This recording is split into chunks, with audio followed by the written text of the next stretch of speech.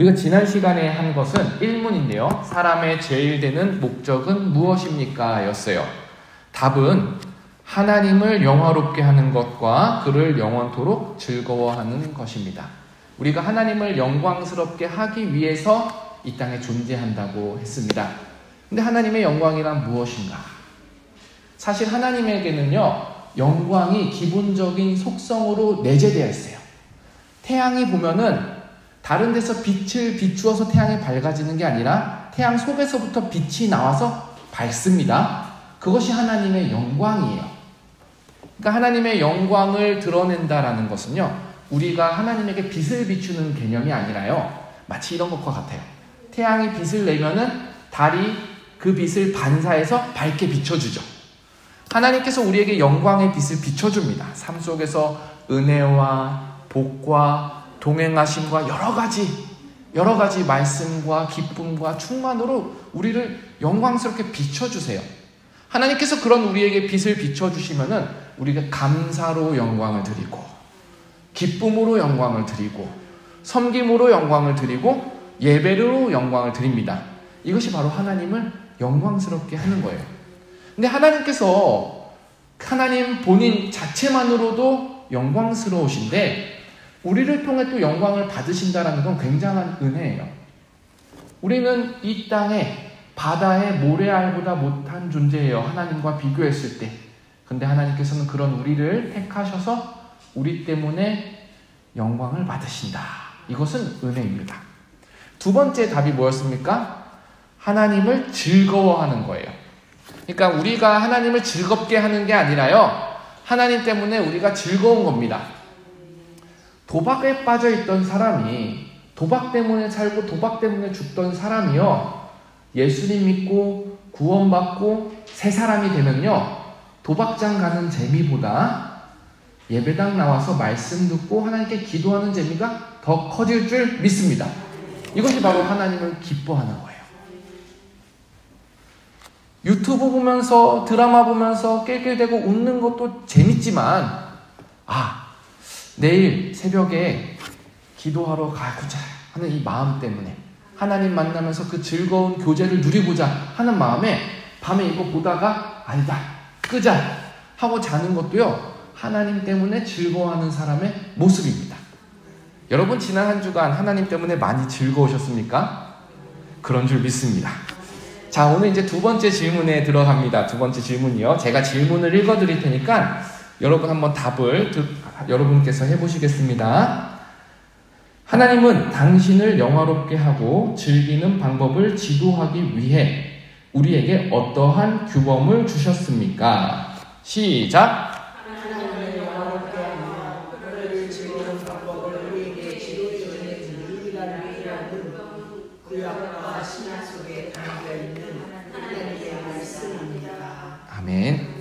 자, 우리가 지난 시간에 하나님을 영화롭게 하고 하나님 때문에 즐겁게 산다. 너무나도 좋은 주제예요. 근데 막연하죠. 눈에 보이지 않는 하나님을 어떻게 영화롭게 하느냐. 눈에 보이지 않는 하나님 때문에 내가 왜 기뻐하느냐. 이거 너무나도 막연한 주제입니다. 우리에게는. 특히 지혜가 없을 때는 그렇습니다.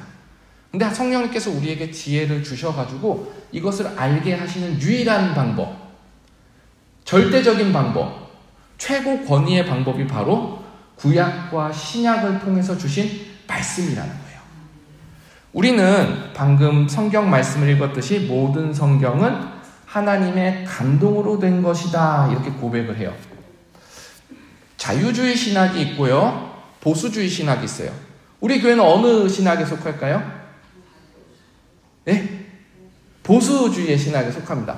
근데 자유주의 신학과 보수주의 신학을 가장 많이 갈라놓는 기준이 뭐냐면은 성경의 영감설이에요.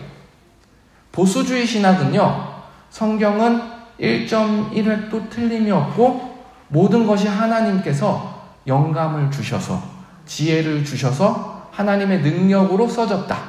비록 인간의 성격과 인간의 문화와 인간의 역사 속에서 기록됐다 할지라도 하나님께서 그 성경을 기록하는 모세나 다윗이나 요나나 이런 사람들에게 특별히 성령 충만하게 하셔가지고 사람이 쓴다 할지라도 하나님이 쓴 것과 같이 오류가 없게, 틀림이 없게 쓰게 하셨다라는 것이 우리의 신앙 고백입니다. 그래서 우리가 뭐 이런 거 있죠. 홍해바다를 이스라엘이 육지 건너듯이 건넜다 이랬을 때 우리는 그것을 뭐로 믿습니까? 사실로 믿잖아요. 역사로 믿잖아요. 아니 세상에 어떻게 바다가 갈라져? 이렇게 물어보는 사람이 있어도 우리는 이것이 하나님의 말씀이니까 거짓말이 아니라 진짜다 이렇게 믿어요. 근데요, 자유주의 신학에서는 어떻게 보냐면요, 사람이 성경을 쓴 거다. 근데 그 사람이 쓴 글 중에는 하나님을 알만한 지혜로운 말도 있고 또 사람이 쓰다 보니까 틀린 말도 있다, 이렇게 보는 게 자유주의 신학이에요. 차이가 좀 구분이 되시죠?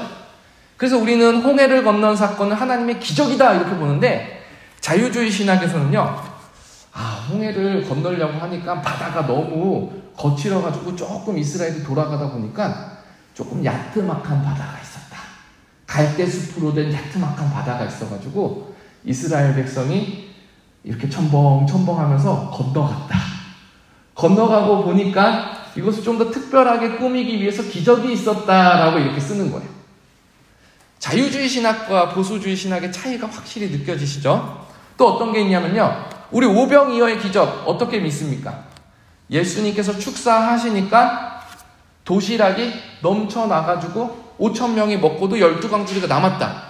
역사적인 사실로 우리는 믿습니다. 근데 자유주의 신학에서는요, 아이고 어린 꼬마아이가 도시락을 가지고 와서 예수님이 도시락 좀 사용해 주세요 하니까 그것을 보고 있었던 어른들이 부끄러운 거예요. 나는 내 거 아끼려고 내놓지 않았는데 저 어린아이는 예수님께 저걸 다 드리네? 너무 기특하고 부끄러운 거예요. 그러니까 예수님께서 그 축복 기도를 할 때 많은 사람들이 감동과 감명함을 받아가지고, 예수님 저도 사실 도시락이 있었어요. 이거 나눠 먹어요. 이거 나눠 먹어요. 이거 나눠 먹어요. 한두 사람 주머니에서 꺼내다 보니까 5,000명이 먹고도 남았다. 이게 자유주의 신학의 해석입니다. 그러니까 그 명확한 차이가 있어요. 성경을 1.1획도 오류가 없는, 틀림이 없는 하나님께서 영감으로 주신 책이다 라고 믿는 것이 우리의 신앙입니다. 근데 이 신앙 속에 틀린 게 있겠지. 인간이 썼는데 틀린 게 있겠지. 10개 중에 하나는 틀리겠지. 1000개 중에 하나는 틀리겠지. 이런 의심이 하나씩 들어오다 보면요, 하나도 믿을 게 없어져요. 제가 방금 말했던 그 두 가지 기적에 대한 그 사람들의 해석을 보다시피 모든 게 믿을 게 없어져요. 결국 뭐까지 거부하게 되냐면은 예수님의 신성까지도 거부합니다. 예수님은 본받을 만한, 정말로 사랑스럽고 사랑을 많이 베푼 너무나도 위대한 사람이지 하나님의 아들일까? 이런 질문까지 가는 게 바로 이 성경에 대한 관점의 차이에서 엄청난 차이가 벌어집니다. 근데 여러분, 세계적인 추세로 봤을 때 보수신학이 많을 것 같아요? 자유신학이 많을 것 같아요? 자유신학이 많습니다. 우리가 지금 참 복된 환경에 있는 거예요. 대한민국은요, 보수주의 신학이 예를 들어서 기독교 장로회, 기장 측은 아주 자유주의 신학이죠. 거기는 성경도 읽고 뭐 찬송도 하는데 주일 안예배 시간 때 민중가요 막 불러요. 거기 가면은. 근데 이제 그런 기독교 장로회나 그런 자유주의 신학을 하는 장로교회가 한국에는 소수예요. 근데 전 세계적인 추세로 봤을 때는 보수주의 신학이 훨씬 조금 있습니다. 거의 다 자유화되어 있어요. 그러니까 여러분, 이것을 두고 봤을 때 우리가 참 그래도 이 시대의 마지막 시대에 참 축복받은 환경, 말씀을 순수하게 믿을 수 있는 환경, 의심을 덜 할 수 있는 환경, 또 하나님께서 우리 마음을 그렇게 지키시는 환경에 있다는 것을 감사하고 살아가는 것이 우리 복인 줄 믿습니다. 여러분, 성경은 정말로 중요한 책이에요. 중요한 이유가 바로 성경에서 우리 신앙의 모든 토대가 나오기 때문에 그래요. 만약에 성경을 사람이 쓴 책으로 보기 시작했을 때 우리가 믿는 것은 사람이 준 거예요. 그러니까 하나님을 믿는 게 아니라 사람이 준 걸 믿게 되는 거예요, 그때부터. 근데 우리가 이 성경을 보면서 하나님의 신적인 권위로 이 성경을 우리에게 주셨다라고 믿고 받아들이고 나아가기 시작하면요, 우리 신앙은요, 하나님이 주신 거예요. 여러분, 하나님이 주신 신앙을 갖고 살아가잖아요. 그것이 바로 우리의 기쁨입니다. 그렇임에도 불구하고 우리가 지식적으로도 무장할 필요가 있습니다. 성경은 하나님 주신 말씀이야. 의심하지 말고 덮어놓고 믿어. 이것도 좋은 태도일 수 있지만 여러분 누가 자꾸 와서 꼬치꼬치 캐묻고 우리 마음 가운데 의심을 심어줄 때가 있어요. 이단이 와서 의심을 심어줄 때도 있고 염세주의자가 와서 의심을 심어줄 때도 있고 무신론자가 와서 의심을 심어줄 때도 있습니다.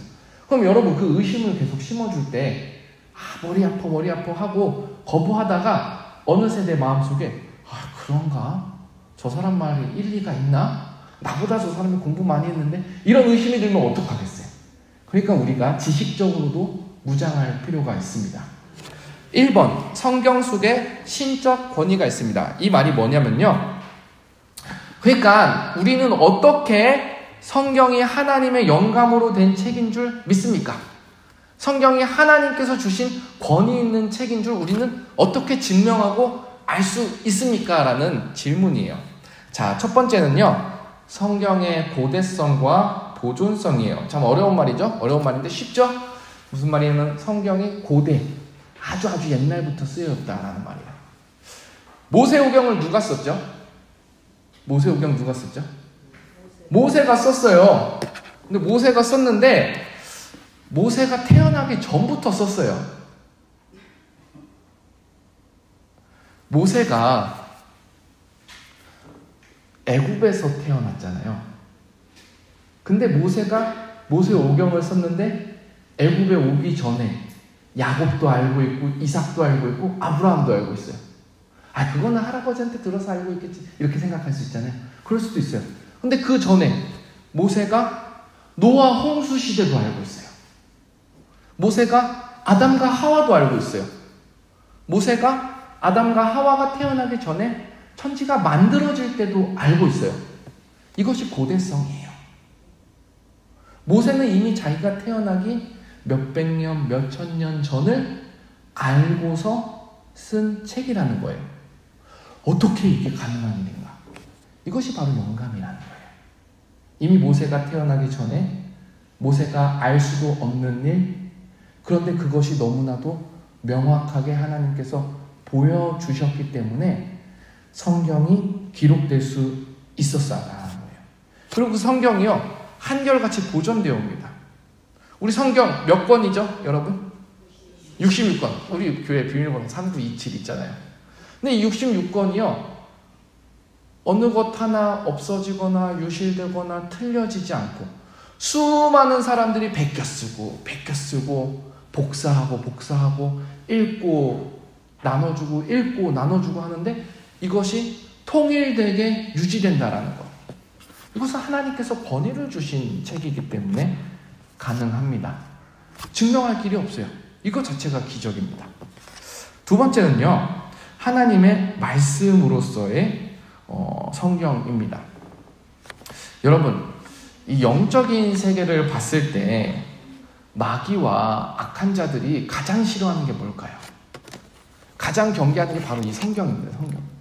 왜냐하면 이 성경이 있기 때문에 하나님의 뜻이 전해지니까 하나님의 뜻을 가리려면은 마귀는 이거 다 불태워버리고 찢어버려야 돼요. 근데 여러분 잘 아시잖아요. 우리 기독교의 역사에 있어가지고, 우리 한국 기독교 역사뿐만 아니라 전 세계 기독교 역사에 있어가지고 세상에 가장 많이 찢어지고 세상에 가장 많이 불탄 책이 바로 성경일 거예요. 근데 하나님께서 이거 보존해서 갖고 오신다는 거죠. 우리에게 증거해 주시기 위해서. 이것이 바로 신적의 권위입니다. 이 세 번째가 참 재밌는데요. 양심적으로 기록된 책이 바로 성경이에요. 여러분 일기를 쓸 때 여러분 비밀 이야기 쓰십니까? 쓰잖아요. 비밀 이야기. 내가 지나가던 그 우유 배달하던 남자애 좋아했던 이야기 쓰고 그러신 적이 있으신가 봅니다. 아니면은 이렇게 남편이랑 토닥이다가 싸움으로 번졌는데 막상 싸우고 보니까 뭐 때문에 싸웠는지 모르는 이야기도 쓰고, 일기에는 부끄러운 이야기 많이 써요. 그런데 만약에 카카오톡 단체 톡방이 있는데 우리가 그 단체 톡방에다가 글을 써서 전하는데 내 수치스러운 이야기를 안 쓰게 되죠. 그 누가 쓰겠습니까? 우리나라에도 왜 조선왕조실록이라는 게 있어요. 조선 왕들의 역사를 쓴 책입니다. 근데 이 조선 왕조실록에는 참 다양하고 야사도 많고 치부되는 이야기도 많아요. 부끄러운 이야기도 많아요. 근데 이거를 기록하기 위해서 조선에서는 법을 정해놨는데 뭐냐면은 그 조선 왕조실록을 쓰는 사람들을 왕이 터치 못하는 거예요. 열어보지 못하는 거예요. 만약에 왕이 그걸 계속 뒤적뒤적 보면서 열어보면은 부끄러운 이야기는 다 지워버리기 때문이죠. 그러니까 어떻게 보면 사람은요, 기록으로 남길 때는요, 양심적으로 남기기가 쉽지 않습니다. 자기 유리한 대로 남기고 자기 보기 좋은 대로 남기는 것이 사람의 습성이에요. 근데 성경은 그렇지 않아요. 요나 선지자 아시죠? 요나 선지자. 요나 선지자 인생에 있어서 지워버리고 싶은 순간이 있다면 언제일까요? 물고기 뱃속에 들어간 사건이에요. 그 전에 하나님께서 니느웨로 가라 그랬는데 불순종해가지고 주님 저 죽어도 니느웨 가기 싫습니다. 그것도 아니고 그냥 도망가 버리잖아요. 다시스로 몰래 가다가 요나가 풍랑을 만나가지고 물고기 뱃속에 처박히는 거예요. 부끄러운 이야기잖아요. 요나가 만약에 자기 행적을 높이고 자기를 아름답게 꾸미려고 했다면 그 부끄러운 이야기를 썼겠습니까? 니느웨가 복음으로 전도될 때 언덕 위에 올라가가지고 하나님 왜 저 니느웨를 구원해 주십니까? 하면서 울고 불고 짜증내는 그 모습을 요나가 썼겠습니까? 아니에요. 제가 요나라면 죽었다 깨나도 안 씁니다. 이거. 왜냐하면 내가 부끄러운 이야기니까. 또 심지어 몇백 년, 몇천 년이 지난 우리들도 요나 그 이야기를 읽으면서 아이고 요나 그 올챙이적 시절이 있었구나 이러고 있잖아요. 근데요, 성경이 양심적으로 쓰여진 책입니다. 하나님께서요, 요나를 보고 성경을 쓰라고 하셨을 때 가장 부끄러운 일이라 할지라도 그 일이 하나님의 뜻을 드러내고 그 일이 하나님의 영광을 높이고 그 일이 복음이 증거되는데 귀감이 되기 때문에 하나님은 요나에게 가장 부끄러운 이야기도 가장 정직하고 양심적으로 쓰도록 만들어 놓은 거예요. 이게 성경의 권위입니다. 이게 성경의 진리예요. 자, 마지막으로는 성경의 진리를 확증하는 기적들이 있어요. 여러분 잘 따라오고 있죠? 혹시 제가 조금 빠르거나 이해가 안 되면 손 들고 질문하셔도 됩니다. 1번의 마지막 동그라미에 성경의 진리를 확증하는 기적들이 있어요. 성경이 수천 년에 걸쳐서 쓰여졌잖아요. 대표적으로 구약의 마지막 책이 뭐죠, 여러분? 말라기가 있어요. 그리고 신약의 첫 번째 책이 뭐죠? 신약, 마태복음 있어요. 사실 신약에서 가장 먼저 쓰여졌다라고 인정되는 책은 마가복음이에요. 어찌됐건 간에 다 비슷한 시기에 쓰여졌으니까 말라기와 사복음서 사이의 시간이 거의 400년 기간이에요. 그러니까 지금 우리나라로 따지면은 임진왜란 이전의 이야기겠죠. 여러분 임진왜란 이전의 이야기 뭐 기억하시는 거 있어요? 역사책에서 거의 없죠. 저도 지금 다 가물가물하고 헷갈립니다. 근데 이 400년이라는 시간은 그만큼 긴 시간이에요. 상상하기 힘들 정도로 긴 시간이에요. 우리 양씨 집안의 일대조도 제가 기억 못할 정도로 긴 시간이에요. 그런데 이 400년도 넘는 시간 동안 하나님께서 약속을 지켰다라는 기적들이 나옵니다.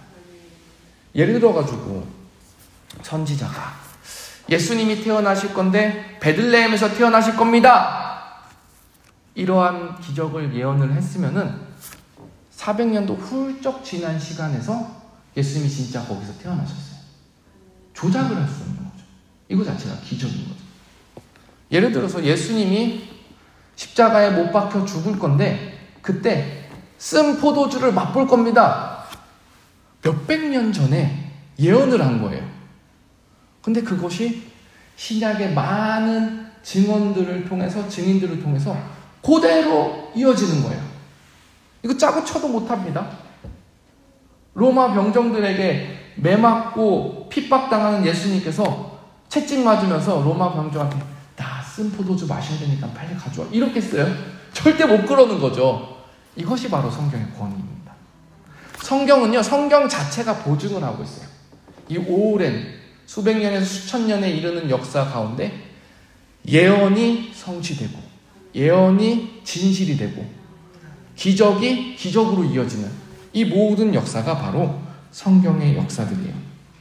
물론 우리는 이 성경의 권위를 100% 인정하는 사람들이기 때문에 이것이 너무나도 자연스럽게 받아집니다.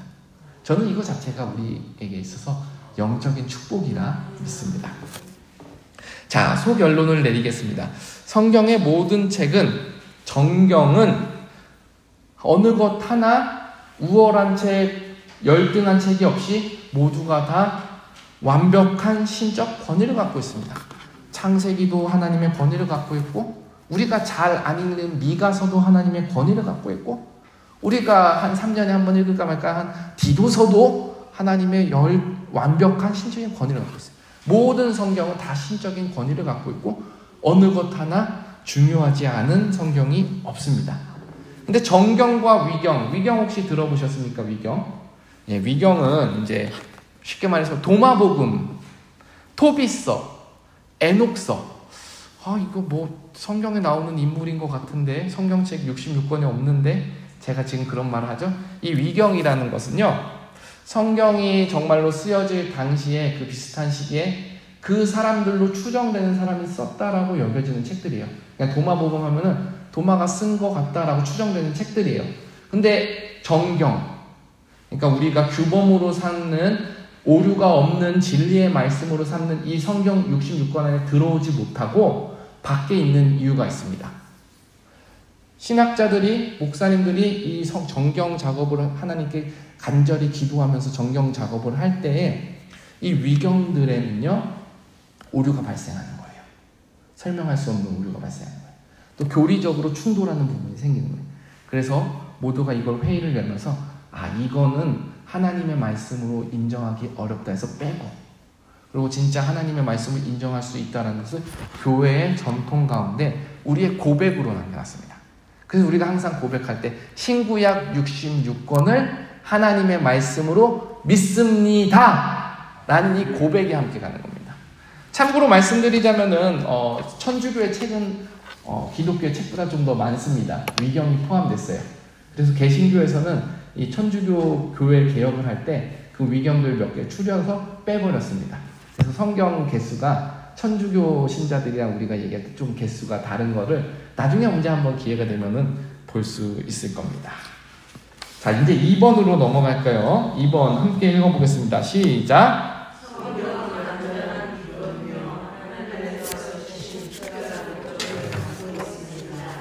네, 밑에 흐린 글씨도 읽어볼게요. 시작!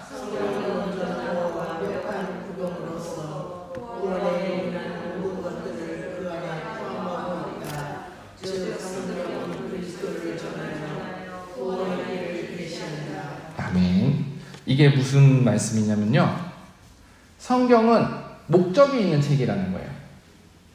요리책을 보면은 요리를 잘하기 위한 목적이 있죠. 과학책을 보면 과학을 알 수 있기 위한 과학책의 목적이 있죠. 그럼 성경은 목적이 있는 책이라는 거예요. 그 목적이 뭐냐면은 우리한테 구원의 길을 알려주기 위한 목적이라는 거예요. 그래서 세상에 조금 어리석은 시도 중에 하나가, 무조건 틀리다고 할 수 없는데 완전하지 못한 시도 중에 하나가, 성경을 과학적 지식으로만 해결하는 사람도 있어요. 과학적 지식으로. 지질학도 해보고 고고학도 해보고 믿음의 책으로 봐야 되는 부분도 있는데 과학적으로만 해결하려고 하는 책이 있어요. 근데 목적이 다른 거죠. 성경은 신학적인 책으로 구원을 알려주기 위해서 쓰여졌는데 마치 성경을 과학적 원리를 알려주는 책으로 알고 가면은 방향이 다른 겁니다. 그 때문에 우리는 성경의 목적을 잘 알아야 돼요. 그러면 이제 초등학생들은 이런 질문을 합니다. 제가 이렇게 강의를 하면은, 목사님 그럼 외계인은 있어요? 없어요? 하나님 외계인 만드셨어요? 안 만드셨어요? 제가 대답을 해야겠죠.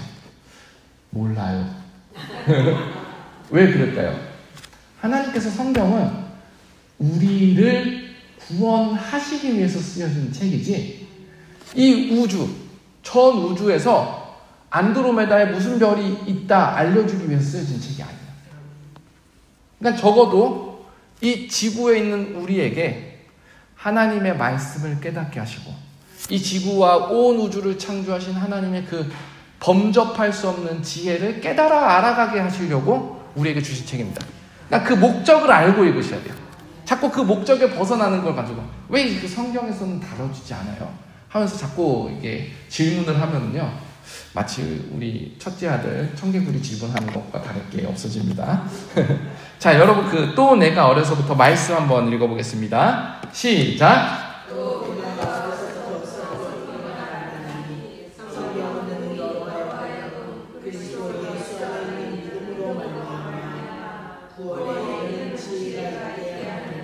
성경의 목적이 분명하게 써있죠?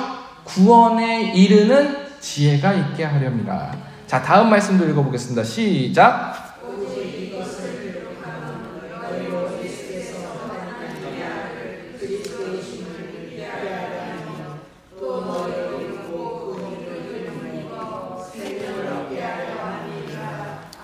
아멘. 생명을 얻게 하는 목적을 두고 쓰여진 책입니다. 목적에 맞게 사용해야 돼요. 자, 이제 근데 문제가 하나 있습니다. 고승강 권사님, 성경을 읽으려고 열어보면은 한 30분쯤 읽다 보면 졸리죠. 솔직히 저도 졸려요. 소리내서 읽어보고 손으로 쓰면서 읽어보고 저도 별짓 다 해봤습니다. 근데 안 읽혀요.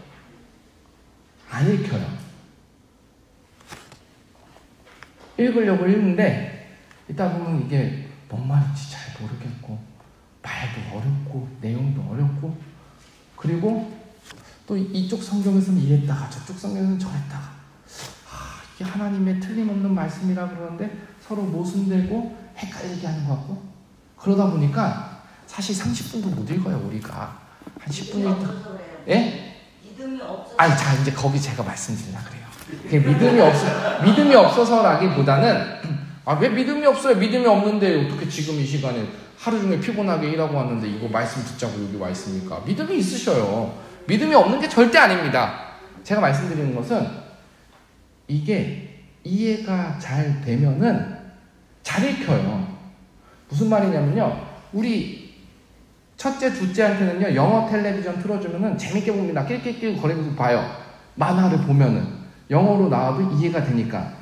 근데 희율이가 딱 영어 텔레비전 보면은 아빠 한국어 영어 싫어 벌써부터 그래요.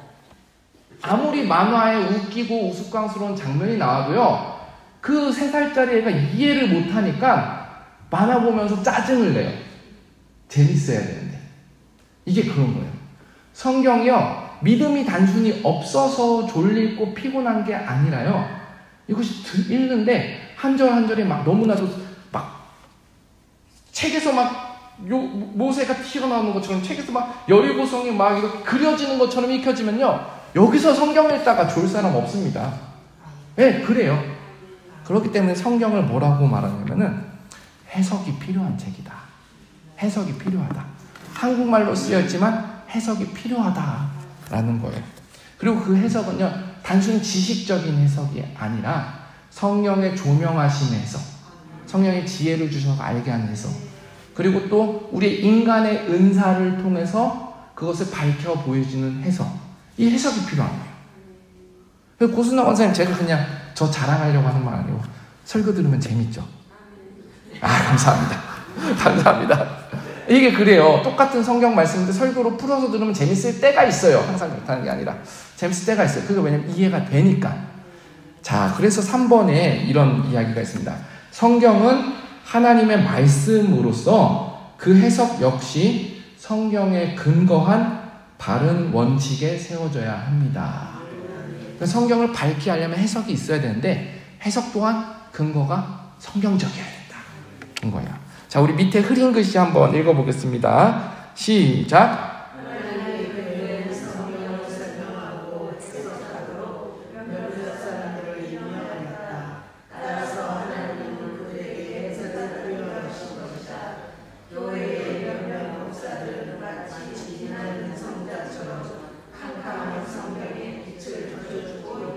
아멘. 여러분, 작년에 여러분께서 저를 여기 담임 목회자로 임명을 해주셨잖아요. 하나님께서 부르시는 그 부르심에 함께 동의를 해가지고 여러분께서 저에게 담임 목사의 직을 위임을 해주셨어요. 이 강단에서 하나님의 말씀을 읽고 체험하고 듣고 느낀 것을 제가 가르칠 수 있도록 여러분께서 저를 임명을 해주셨어요. 하나님께서 저를 임명을 해주셨고 여러분도 동의를 해주신 거예요. 그것이 왜 그러냐? 저에게는 이거를 할 수 있는 은사를 하나님께서 저에게 주신 거예요. 10년 넘게 제가 신학을 얼마나 공부했나 봤더니 지금 15년 동안 이 바닥에 있었더라고요. 15년 동안. 세상에서도 10년 있으면은 잔뼈가 굴른다 했는데 제가 목회는 1년도 안 됐지만은 이 바닥에 있은 지 15년은 그래도 됐습니다. 근데 제가 그 15년 동안 저 나름대로 죽을 고생하면서 배웠습니다. 유학을 하는데 신장결석이 3번이 걸렸어요. 신장결석이. 저 왜 그런지 몰랐어요. 왜 그런지 몰랐는데 마지막에 알게 된 사실인데 제가 밤에 잠을 안 자려고 비타민 주스를 너무 마시다 보니까 이 비타민이 쌓여가지고 1년 좀 쌓이면 신장결석이 걸려서 응급실 가서 누워있고 또 한 1년 있다 보면 또 신장결석이 걸려서 응급실 가서 누워있고 모르니까 또 그냥 피곤하니까 이거 먹고 공부하자 마시고 또 1년쯤 있다가 쌓이면 가서 보니까 의사가 그때는 거름망을 주더라고요. 돌멩이 나올 때 오줌 싸는데 그 거름망을 해가지고 돌 좀 가져와 보래요. 돌을 가져갔더니 그 돌이 뭐냐? 그 칼슘이나 그런 비타민에 종합 비타민에 들어있는 그 쌓이는 것들을 제가 신장에서 잘 소화하지 못하니까 거기 걸려 있는 거예요. 저 죽을 뻔했습니다. 신장결석 때는 한 번은 이 8월 13일이 제 생일이거든요. 생일날 신장결석했는데 신장결석을 뭐라 그러냐면요. 출산하는 고통보다 더 아플 때가 있다 이렇게 말을 해요.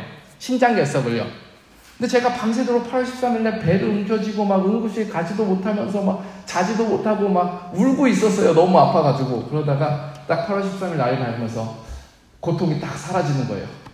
어머니 감사합니다. 이 고통을 가지고 저를 낳으셨군요. 그런 일이 있었습니다. 근데 저 나름대로 하나님께서 저에게 주신 은사를 갈고 닦기 위해서 공부를 하고 노력을 하였습니다.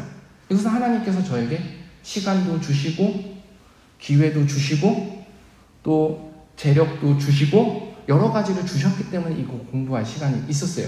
쓰임받을 수 있는 시간이 있어서 참 좋은 거예요. 근데요, 이 일이 무슨 일이냐면요, 이렇게 보면은 캄캄한 성경에 빛을 던져주는 거예요. 우리 고순당 원사님 성경 이해하려고 신학에다가만 10년, 15년 투자할 수 없잖아요. 일도 해야 되고 가정도 섬겨야 되고 또 우리 이모형 밥도 해줘야 되고 그러잖아요. 그러니까 우리 고순당 원사님이 제가 도와주기 위해서 그만큼 공부를 해서 온 거예요. 그만큼 공부를 해서 온 거예요. 근데 저한테 그만큼 책임이 있어요. 배운 만큼 한켠에 결벽증이 생기더라고요. 저한테.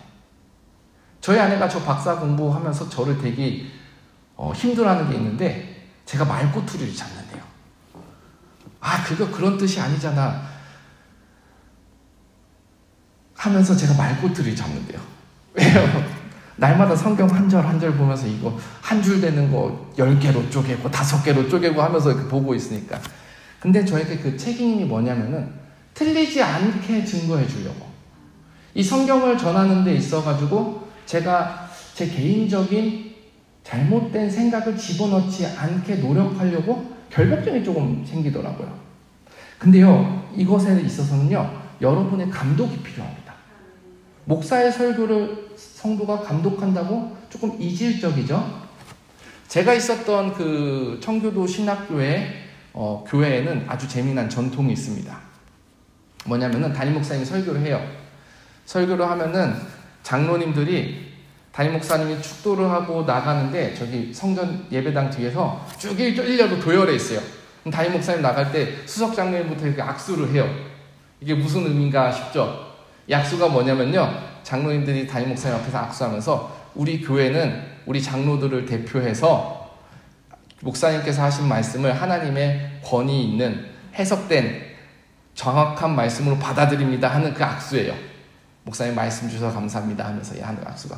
근데 한 번씩은요, 장로님들이 악수를 안 할 때가 있어요. 성경 말씀을 목사님 나름대로 권위를 갖고 설교를 했는데 장로님들이 그걸 안 받는 거예요. 이게 잘못된 게 아니라 그 청교도들에게 있어서 굉장히 중요한 포인트입니다. 뭐냐면은 목사님이 설교했는데 신학적으로나 교리적으로 오류가 있었던 것 같다라고 장로님들이 판단을 하면은 성도님들은 그 예배당에 다 남아있어요. 그리고 장로님과 목사님이 당회실로 가가지고 피 튀기는 그 설전을 합니다. 근데 이 장로님들이 우리 한국과 조금 다른 게 뭐냐면 이 장로님들이 최소한 전도사 이상의 신학적인 식견을 가지고 있어요.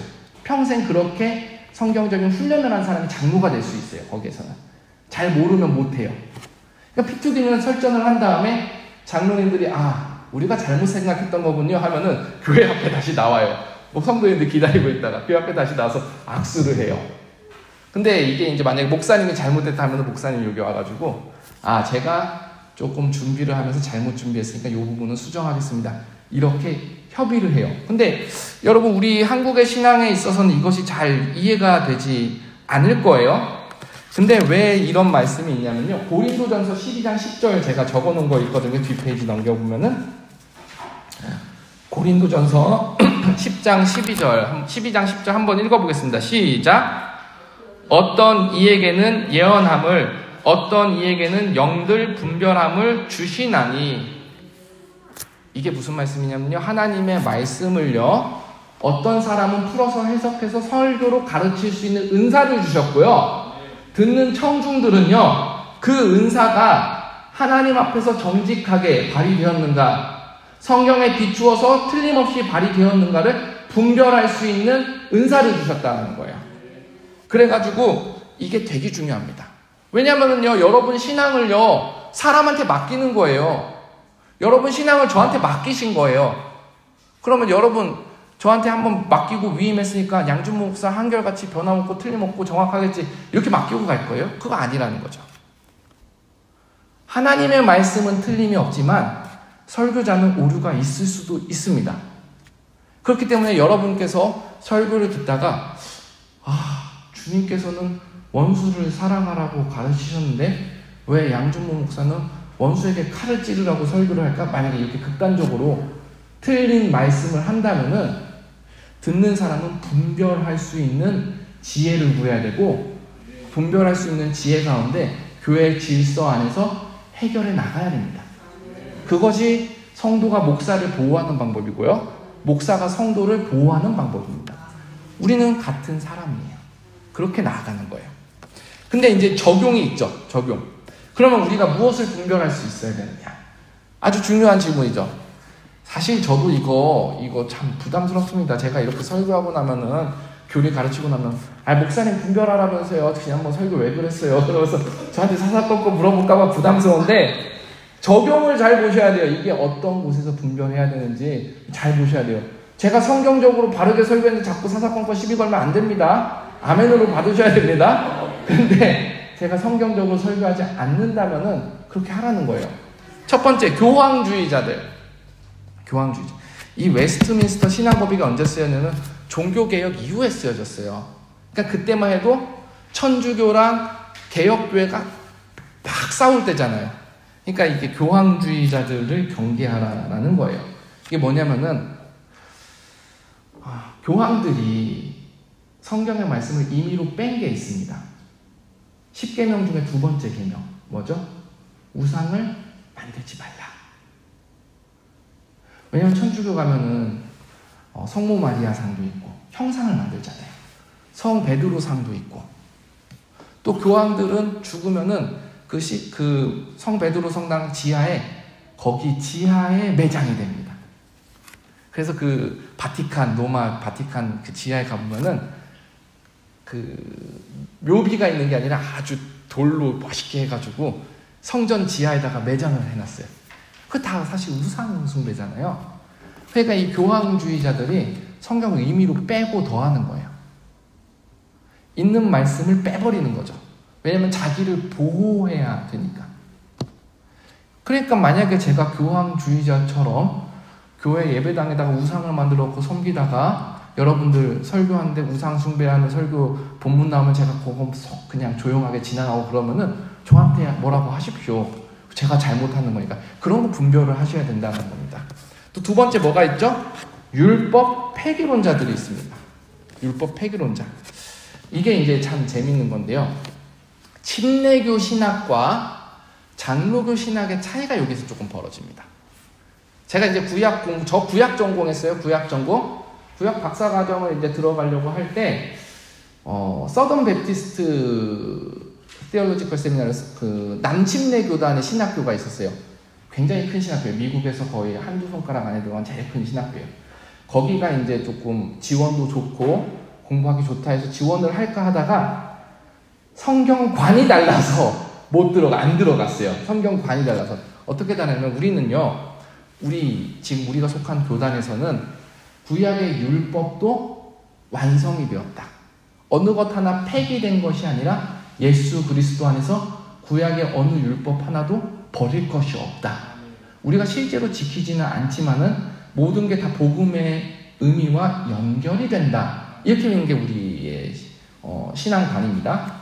근데 미국 남침내 교단에서는 구약의 율법은 구약 시대에만 한정되어 가지고 의미가 있지 예수 그리스도의 시대에는 의미가 없다. 이렇게 조금 선을 더 많이 그어놔요. 그래서 율법이 폐기됐다라고 한다라면은 그러면 우리가 점점 할 말이 없어지는 거죠. 구약 시대의 율법은 지금 폐기하면서 그럼 신약 바울이 했던 말씀 중에 우리 시대가 바뀌고 문화가 바뀌고 사람이 바뀌면 폐기할 것이 생기는가? 아주 쉬운 예로 동성애 결혼을 하나님께서 금지하셨는데 이제는 동성애 사람들이 한국에 많아지고 차별금지법으로 만약에 통과되면은 그것이 당연한 것이 되고 그러면은 성경에서도 이제는 문화적으로 동성애를 빼야 되겠습니다. 우리가 이렇게 할 거예요? 아니잖아요. 그러니까 원리는 더하거나 빼려고 자꾸 하지 말아야 됩니다. 세 번째, 열광주의자들입니다. 열광주의자들. 성령의 이름으로 질서를 해치고 비성경적인 체험을 따르는 사람들을 우리는 경계해야 합니다.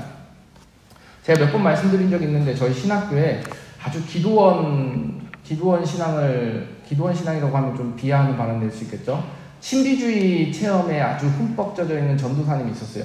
그때 당시 전도사임에도 불구하고 개척교회로 해서 그랜저를 끌고 다니더라고요. 성도가 한 100명 된대요. 그래서 어떤 성도님들이 그렇게 모이나 했더니 자기는 일반 성도 받지 않는데요. 그럼 어떤 성도를 받아요? 전도사님 그랬더니 저는요 상처 입은 목회자들 받아서 치유사역합니다. 이러는 거예요.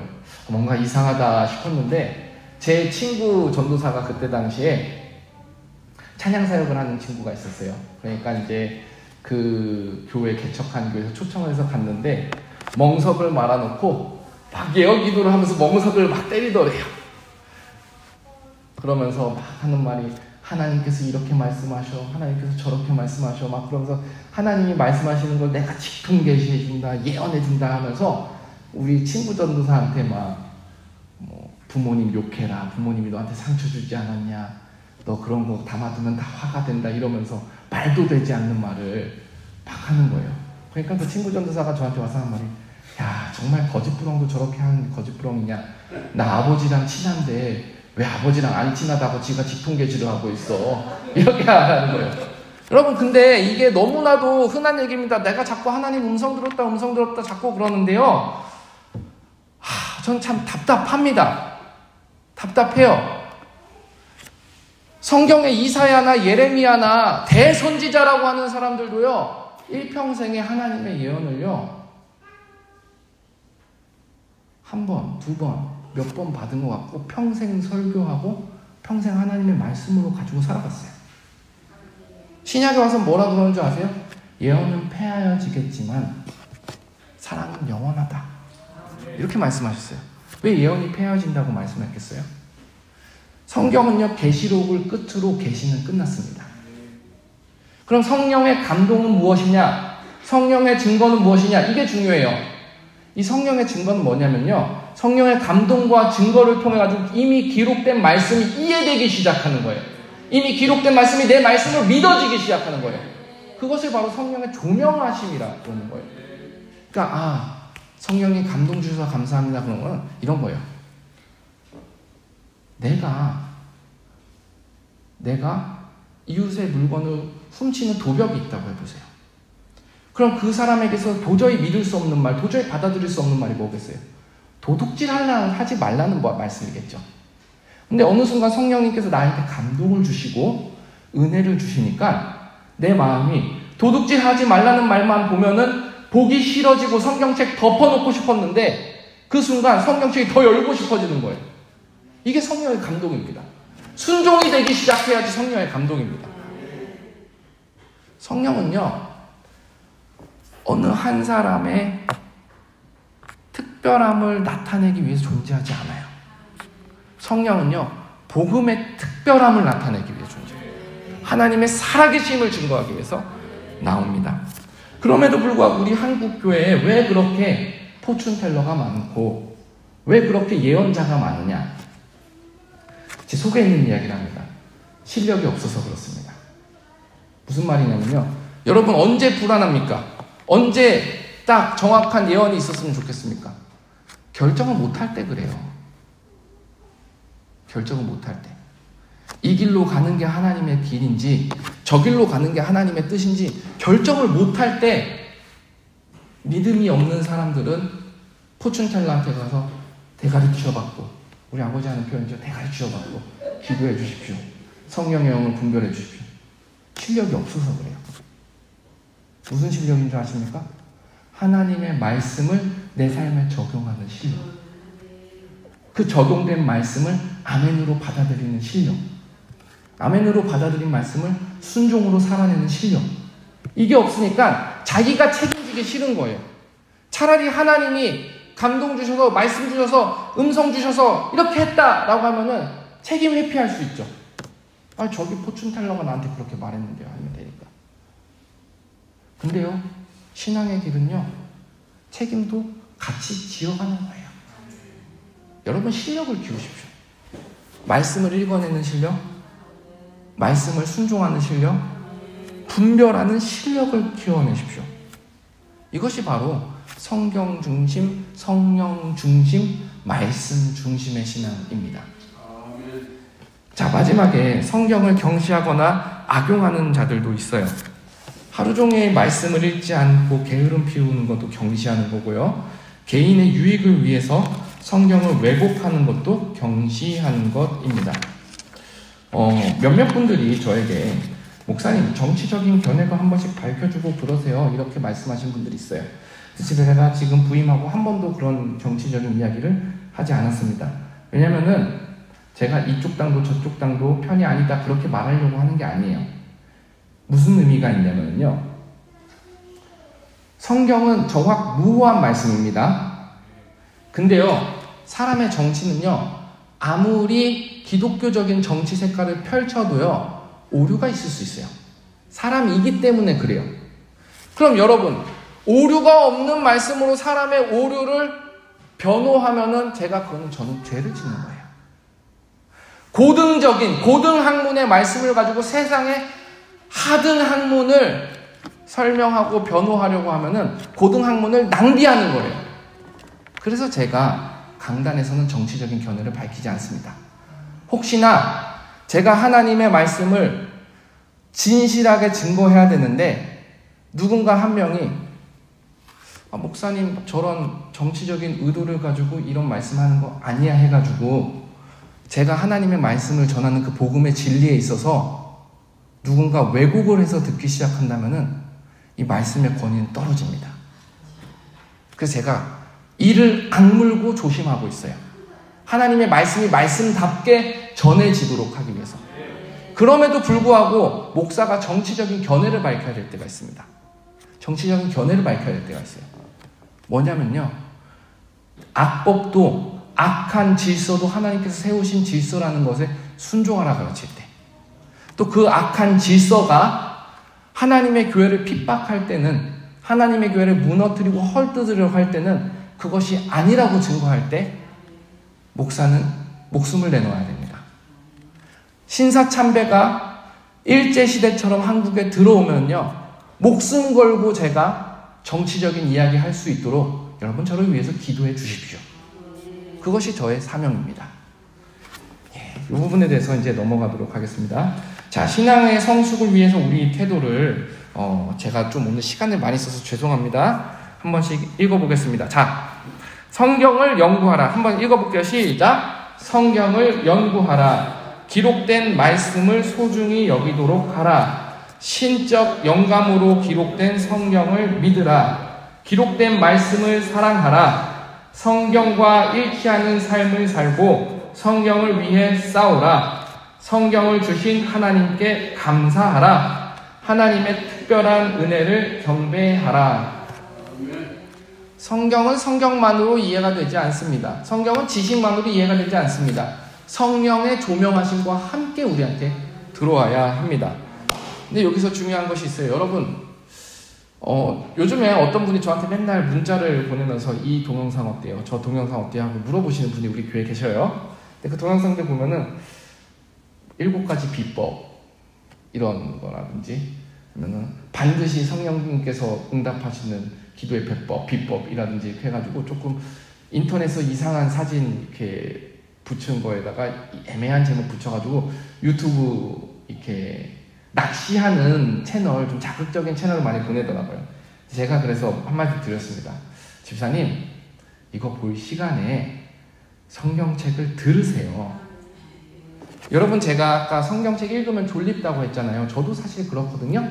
근데 인터넷에다가 오디오 성경 이렇게 검색하면, 유튜브에다 오디오 성경이라든지 공동체 성경 읽기, 구수사 선생님 한번 검색해보세요. 집에 가서 꼭 오디오 성경이라든지 공동체 성경 읽기 하면은 창세기부터 요한계시록까지 장별로 읽어주는데요. 어떻게 읽어주냐면은 생동감 있게 전래동화 듣듯이 읽어줘요. 그러다 보니까 하나님이 하신 말씀은 위험 있게 이렇게 말해주고, 사람이 한 말 중에 간사한 목소리를 읽어주고, 그러다 보니까 똑같은 성경이라도 입체적으로 다가옵니다.